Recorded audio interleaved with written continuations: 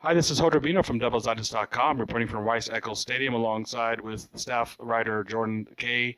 Arizona State drops their Pac-12 South matchup with Utah 21-3, fall to 5-2, 2-2 in Pac-12 play, and the near freezing temperatures, as you can see behind us with the snow flurries, might be just a little warmer than the Arizona State offense today. Really a tough night in the office for the Sun Devils. Jordan, what did you see out there as far as some of the obstacles that the Arizona State offense really was not able to overcome the entire evening?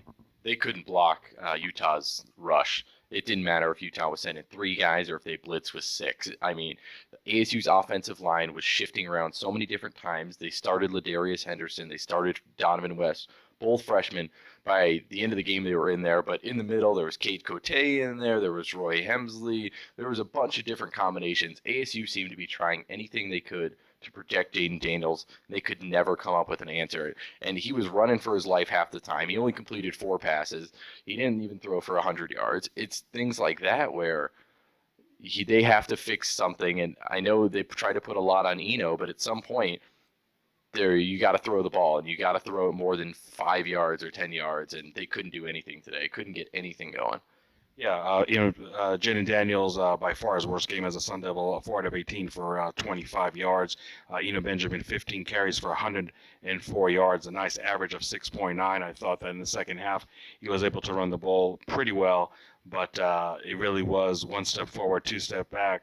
And I think the biggest number that you point to, and if you hated the Dennis Erickson year in the Sun Devils, and please cover your ears right now, 12 penalties for 122 yards. Obviously, both sides of the ball are just as much to blame on this, but there's no way you can win a game, especially against a team like Utah, when you have miscue after miscue. I know. The crazy part is you look, and there was 8 minutes left, and if Zendejas makes that field goal, they're all within 1 score. And it's crazy to think that with 30 yards of penalties that they had a chance of winning this game. And just imagine if that's 25 yards of penalty.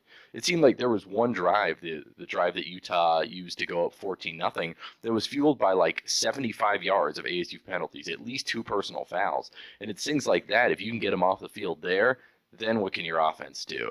And ASU could never get into a rhythm offensively, in part because it just seemed like they were out there at time after time after time, and nothing seemed to work. And ASU's defense, I think they played very well for the circumstances, and you can really kind of get mad about the penalty situation, but man, they were out there a long time, and time after time they were kind of getting into these scuffles with the Utah players, and that's not what you want to see. But I think once you're out there that long, mistakes are probably going to happen.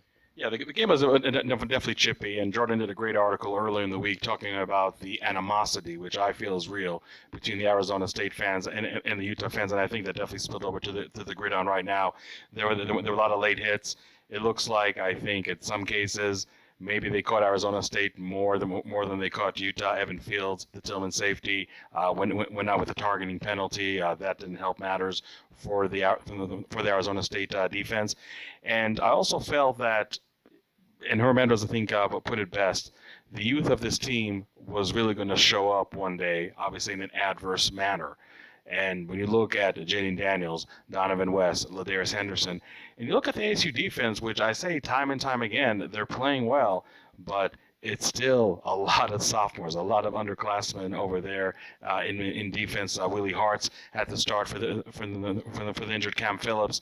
So, I mean, you don't want to pin everything on the youth of the team, and obviously when ASU was 5-1, maybe a lot of people weren't talking about the youth being an issue. But this game, I think, with all the extracurricular activities, was ripe for a young team like Arizona State to really take the fall, and sure enough, they did. Yeah, I don't think a lot of those things are going to affect a young team at home against a team like Washington State, or even on the road against Cal. But when it starts to dip below 50 degrees and you're in a somewhat hostile environment against a really good team and a really good pass rush, all of a sudden the youth starts to show itself a little more, and that's what happened today.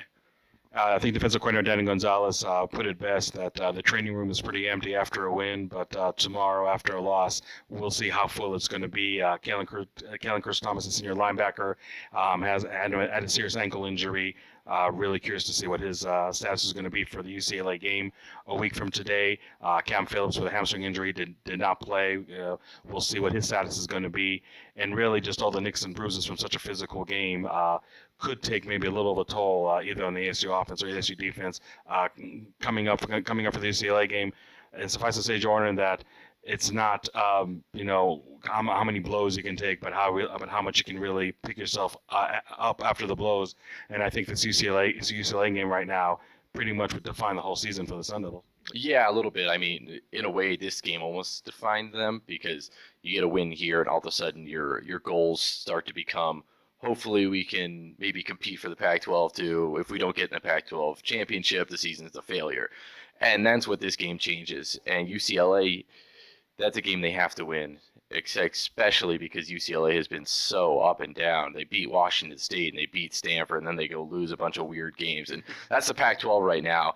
And in that Pac-12, you have to win the games you're supposed to win. They really weren't supposed to win tonight, and it kind of showed. The talent gap showed. Against UCLA, they need to win that game, or it might be Cheez-It Bowl. So we'll see the next few weeks how the season unfolds for the Sun Devils. For Jordan Kay, this is Orbino from snowy Salt Lake City. Enjoy the rest of your weekend.